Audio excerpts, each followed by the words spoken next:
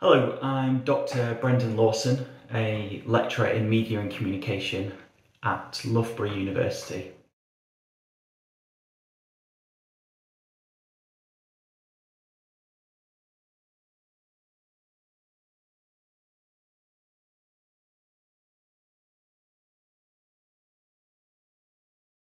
So as part of the Data War project, Louise really wanted to critically engage with this idea of evidence-based humanitarianism, or EBH for short. The sort of critical angle that she takes in that is to look at the armed conflict databases, or ACDs. These are positioned as useful quantitative data for humanitarian practitioners to integrate within their daily routines and practices. But what Louise found out was actually that through looking at annual reports and having interviews and focus groups with humanitarian practitioners, that actually these ACDs weren't used very much at all. So the focus of her paper really is on this question of why. Why aren't these databases being used?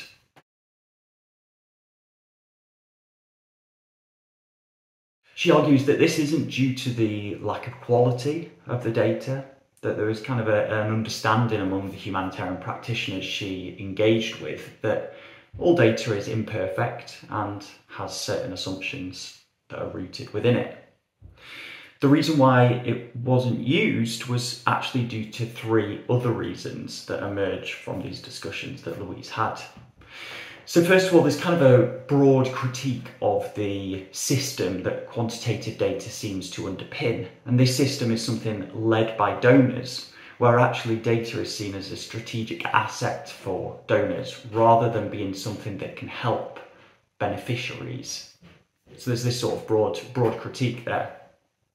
And this links into another broad critique around dehumanitization,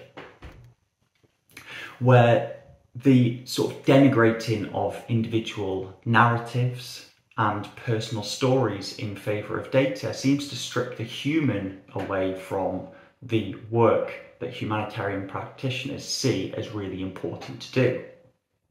Shifting away from this kind of broader critique towards a specific problem of a lack of understanding of the data. So it seems that with the spread of data, the ever-increasing amount of numbers within humanitarian practice hasn't been matched with a developing of people's expertise and understanding of this data.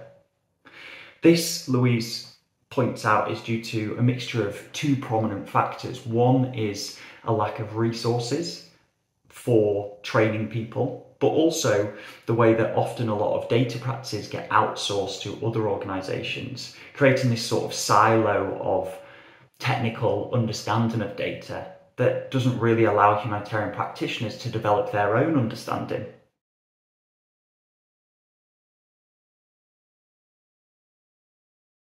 What I'd say is particularly interesting about Louise's work is the way that she looks at quantitative data through her really rich qualitative data and lets that really lead to say, okay, well, why isn't this data being used?